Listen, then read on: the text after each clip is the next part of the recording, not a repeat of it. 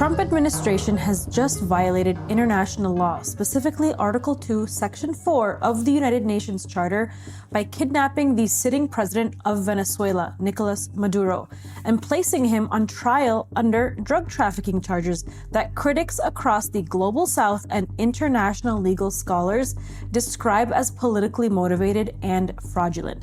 Now ask yourself this: can you imagine if Russia or China sent a helicopter into the US, turned off all electricity, and the lights just went off in Washington, D.C. and kidnapped the American president? There would be wall-to-wall coverage, emergency UN sessions, sanctions, and threats of war. But because the United States did it, corporate media is treating this not as an act of war, but as a political development. Now, under international law, the forcible seizure of a head of state is a grave breach of sovereignty and an act of aggression. But we're once again reminded that international law does not exist, and this is a rogue state committing a crime. Yet instead of reporting on that fact, Western corporate media is pushing the same script across all platforms. Venezuela has a lot of bad people in there, a lot of bad people that shouldn't be leading. We're not going to take a chance that one of those people take over for Maduro. And that's the problem with a lot of these nations where a dictator takes over, is that once they get in power, as soon as it's time for them to die or leave, they will put other people in the place that are part of their either their power vacuum or their criminal enterprise. The operation to topple Nicolás Maduro, the dictator of Venezuela, began in the early hours after days of waiting for the right weather. It's absolutely incredible, isn't it? And we would continue to reserve the right to take strikes against drug boats that are bringing drugs towards the United States that are being operated by transnational criminal organizations, including the Cartel de los Sols. Of course, the leader of that cartel, is now in U.S. custody and facing U.S. justice. We're going to do something about drugs. He's acting. We're acting with striking drug boats. This is a president of action. We're going to have our very large United States oil companies, the biggest anywhere in the world. We're in the oil business. We're going to sell it to them. We're not going to say we're not going to give it. Right now, from CNN to the BBC, we're also being flooded with footage of wealthy Venezuelan expatriates in Miami celebrating, cheering, waving flags, and calling this liberation. And across social media, many of these viral videos of Venezuelans celebrating Trump abducting their leader are actually AI. They're fake, and they're being shared by right-wing influencers like Nick Shirley to their millions of followers. What you're not being shown are the millions of Venezuelans in the streets of Caracas, protesting foreign U.S. intervention, denouncing sanctions, and rejecting U.S. interference in the kidnapping of their elected president. Because at the same time that these images and the same script are repeated and amplified, corporate media is recycling the same narrative to justify a so-called humanitarian intervention, to justify regime change. We've seen this script before in Iraq, in Libya, in Syria, and across the global south. First, the leader is dehumanized. Then the country is morally simplified, and legitimate frustration with economic issues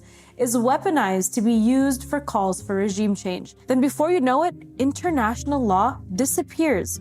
Luxury watches, starving people, brutal police committing rape. This is manufactured consent. And as Noam Chomsky famously stated, any dictator would admire the uniformity of the US corporate media. And while, of course, there is legitimate concern for the economic crisis in Venezuela, mainstream media is leaving out the important context that the US maximum pressure sanctions regime, one of the most aggressive economic sieges imposed on any country not at war, is to blame. U.S. officials, including figures like John Bolton, have openly stated that the purpose of economic sanctions is to create enough suffering that people turn against their own government. And that suffering is not a mistake. It is the policy. U.S. sanctions against Venezuela have blocked essential medicines, including cancer treatments, diabetes medication, dialysis supplies, food imports, hospital equipment, and industrial machinery. Multiple humanitarian studies link U.S. sanctions to hundreds of thousands of people dying in Venezuela because of U.S. sanctions preventing these life-saving medicines from entering the country. Yet, CNN and the BBC rarely lead with this. Instead, they tell you Venezuela collapsed because of one man, and that man is Nicolás Maduro. This is the part corporate media almost never tells you. As Venezuela was being strangled by U.S. US sanctions, it actually turned to another sanctioned country, which was Iran.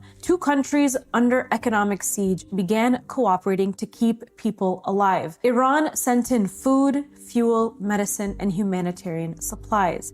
And this was not an act of charity, it was solidarity between two countries punished for resisting US and Israeli imperial power. And how did the US respond? They seized Iranian ships carrying hundreds of tons of aid to Venezuela in international waters. This is state piracy. When Venezuela tried to feed its people, the ships were seized by the US Navy. When Iran tried to help, the cargo was taken.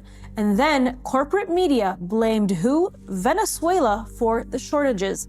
And of course, Venezuela holds the largest proven oil reserves in Latin America, alongside vast gold and mineral wealth. But US sanctions have actually prevented Venezuela from importing refinery parts, drilling equipment, mining, machinery, and other things to be able to access their own resource wealth. So despite enormous resources, the country is prevented from accessing its own wealth. This is not mismanagement. This is economic strangulation.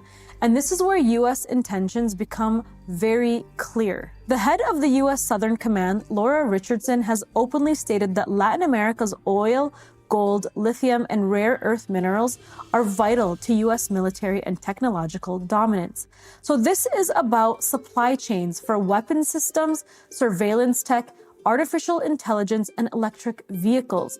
And it explains why governments that refuse to open resources to Chevron and ExxonMobil are targeted. Within 12 hours of capturing President Maduro, Trump went on Fox News to say that the US is now ready to take over Venezuela's oil industry. Corporate media also insists Venezuela's elections are corrupt. Well, I was in Venezuela in 2021 as an independent international election observer.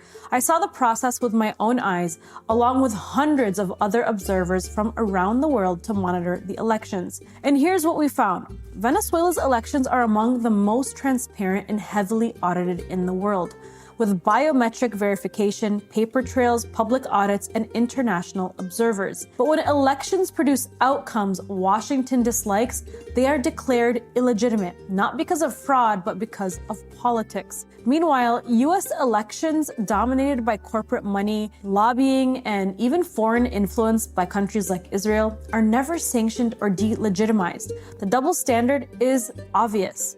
And notice something else. Corporate media has largely abandoned the drug trafficking narrative.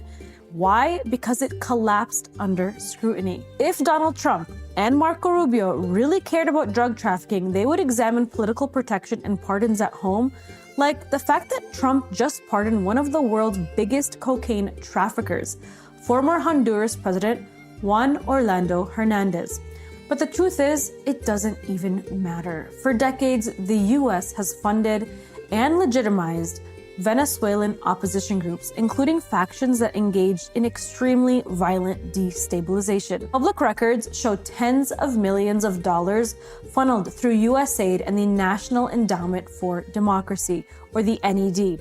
During the Guarimbas, opposition-linked groups used firearms, Molotov cocktails, and improvised explosives, killing civilians and attacking public institutions. But when violence by opposition failed, US pressure on the Venezuelan government escalated.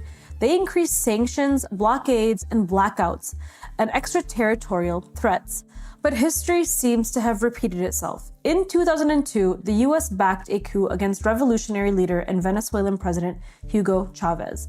Chavez was detained, removed, and flown out in a helicopter by the CIA, replaced by a US-backed regime that immediately dismantled democratic institutions. What stopped it was not international law. It was the Venezuelan people. Millions that supported Chavez and the Bolivarian Revolution flooded the streets. The military fractured and the coup collapsed. Chavez was returned because popular resistance made regime change impossible.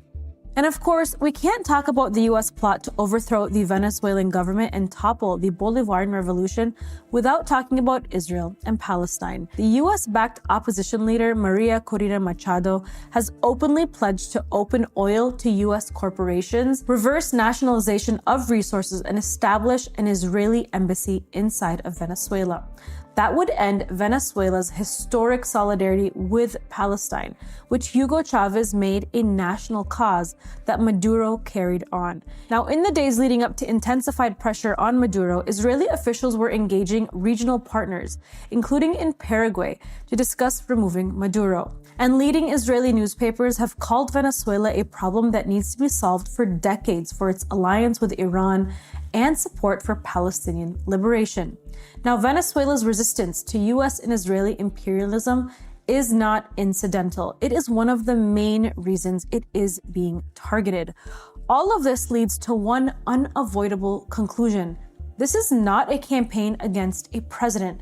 It is not even just a campaign against a government or drug trafficking. This is a war on the Bolivarian Revolution itself. The Bolivarian Revolution represents something Washington cannot tolerate: working class, independence, national sovereignty, public control of resources, and a political project that openly rejects capitalism, US domination, and Israeli imperialism. It is a model rooted in the idea that a country's wealth should serve its people, not multinational corporations, not foreign militaries, and not global elites. It is a model that has inspired countries across the global south to seek independence and resist US imperialism.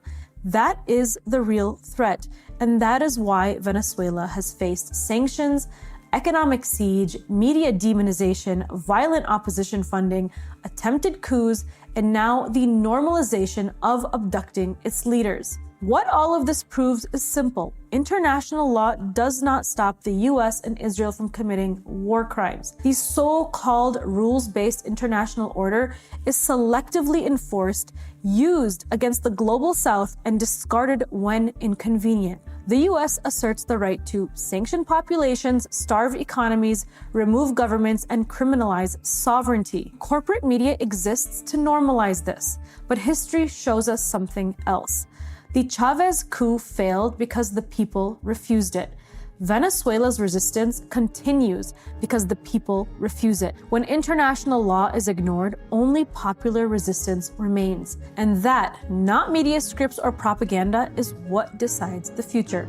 I'm Mnar Adley, and this is Behind the Headlines.